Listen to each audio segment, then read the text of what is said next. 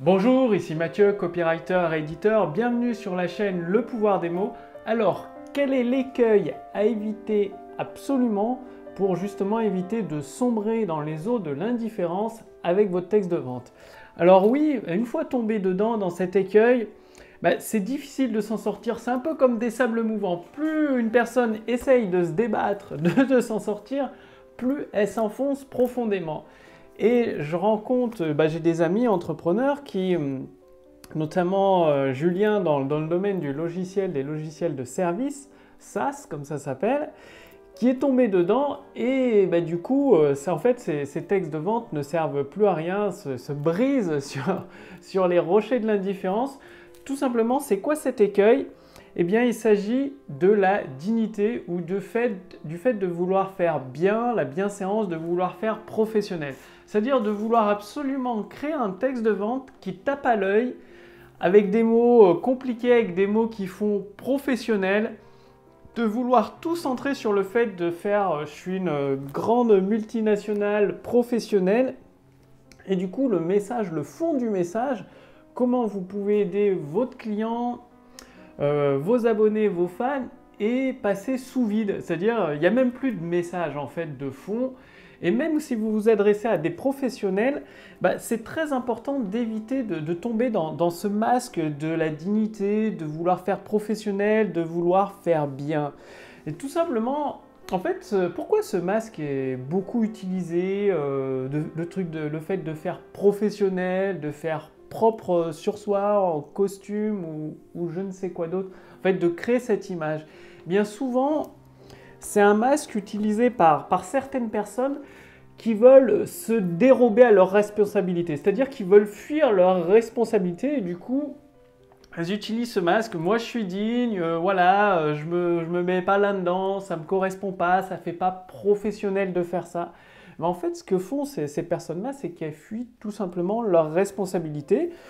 Ou il y a un autre type de personnes qui utilisent ce masque-là, c'est souvent des personnes incompétentes qui utilisent encore ce masque de la bienséance ou alors souvent, vous entendez peut-être les règles de bonne conduite et ça permet de cacher leur incompétence, de se cacher derrière moi je fais pas ça parce que ça ne se fait pas ou c'est pas comme ça que ça se fait, c'est pas la façon parfaite de le faire. Et finalement, c'est juste qu'elle ne veut pas le faire du tout parce qu'elle ne sait pas le faire, cette personne.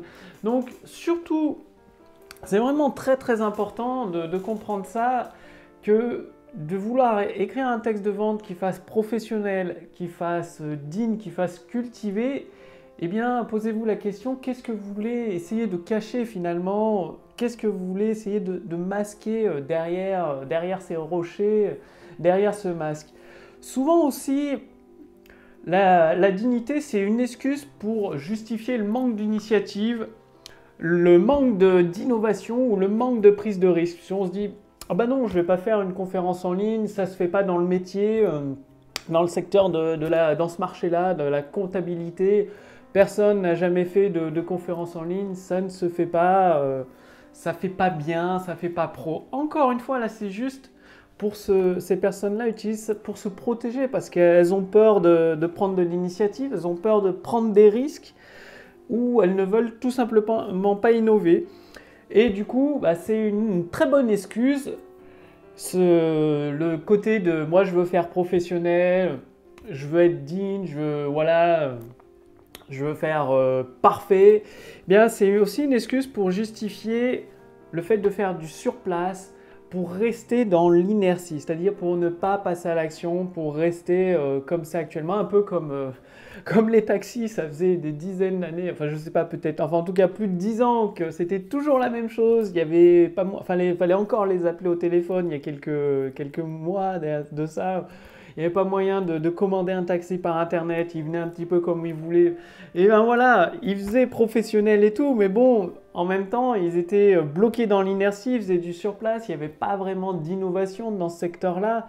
C'était un secteur figé, bloqué, derrière des soi-disant règles de bonne conduite qui en même temps ne correspondaient pas forcément aux demandes des clients vu la réussite fulgurante qu'a eu Uber derrière, où les clients ont pris d'assaut ce système de véhicules de VTC parce que ça correspondait à une demande tout simplement. Après, vous pouvez essayer si vous le souhaitez, faire comme Julien, essayer de faire un texte avec des mots compliqués, avec des mots cultivés, un texte qui fait sans aucun trait qui dépasse finalement, qui fait propre, du coup vous le transformez en vidéo, puis vous verrez, surtout c'est très important de mesurer les résultats. Mesurez vos résultats sur vos ventes, sur votre chiffre d'affaires avec ce type de texte et comme vous allez le constater, eh bien, ce type de texte est complètement ignoré par vos abonnés, par vos fans. Il part directement à la poubelle, dans la boîte à spam, quoi, tout simplement parce que ça ne fonctionne pas. Il suffit de vous rendre compte que derrière toute entreprise, tout business, toute activité, qu'elle soit en ligne ou hors ligne, il y a un être humain derrière.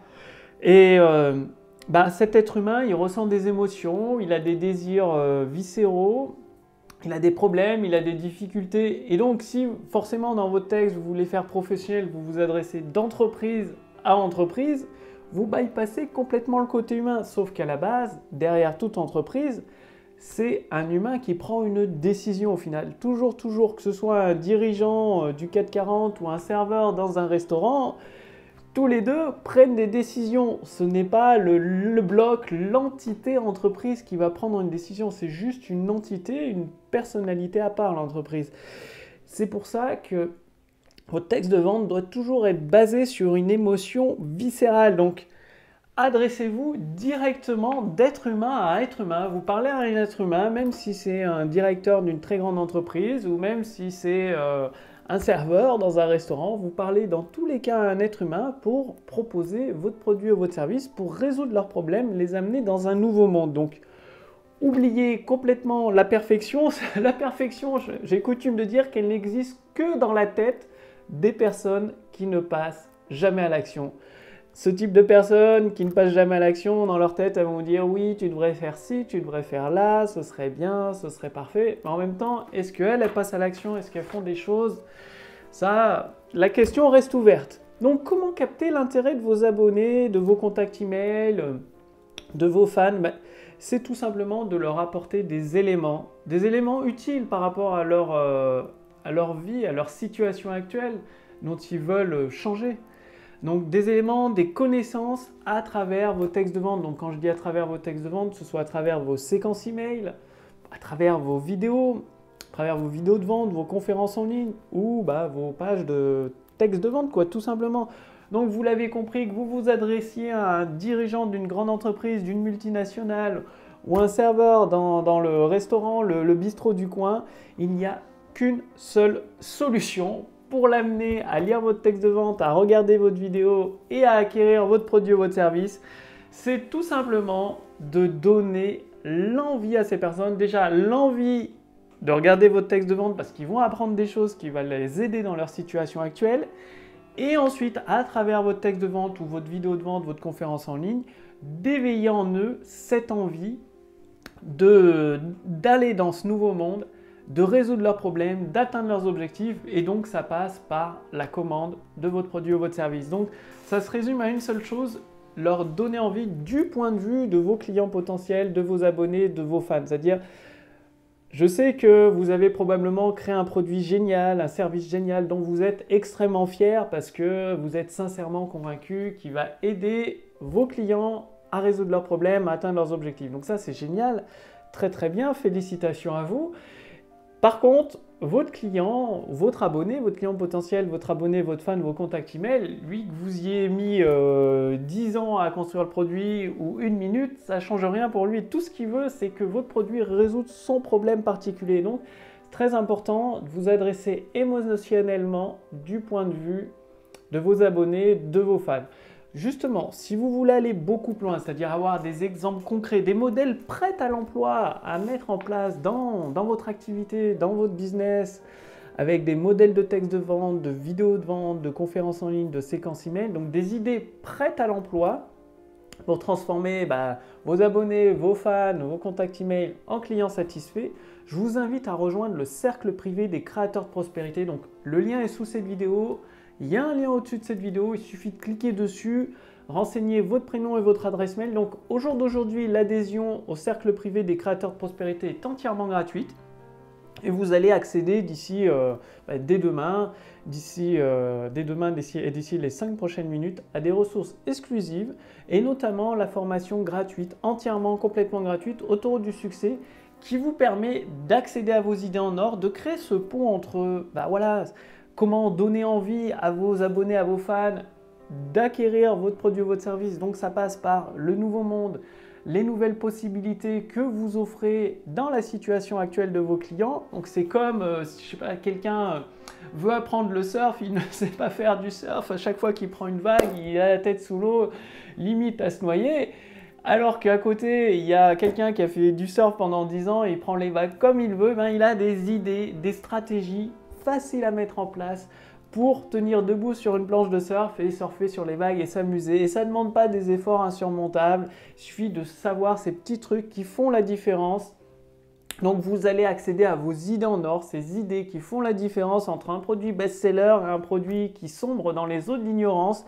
La formation Autoroute du succès va vous détailler tout ça, c'est-à-dire vous recevez 3 à 4 emails par semaine pour mettre en place toutes les pièces de votre autoroute du succès avec vos idées en or transformées en texte de vente, en vidéo de vente, ce qui va permettre à des personnes de découvrir comment vous pouvez les aider, comment vous pouvez leur permettre de résoudre leurs problèmes, d'accomplir leurs projets.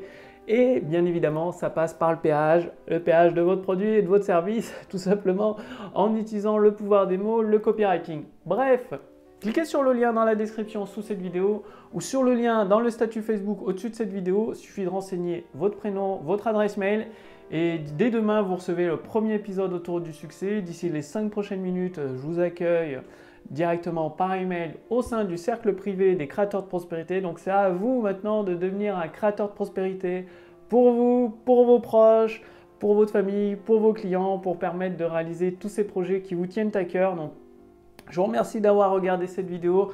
Rappelez-vous que derrière toute entité, qu'elle soit petite entreprise ou une grande entreprise ou une multinationale, il y a toujours un être humain qui prend la décision finale de regarder votre texte de vente, de lire votre email ou de ne pas le lire, de participer à votre conférence ou de ne pas y participer, d'acheter votre produit ou de ne pas acheter votre produit. Et donc ça passe par des émotions, par leur donner tout simplement l'envie. Passez bien à l'action, je vous retrouve sur le lien dans la description ou au-dessus de cette vidéo dans le cercle privé des créateurs de prospérité. Et je vous dis à demain pour la prochaine vidéo sur la chaîne Le Pouvoir des mots. Salut!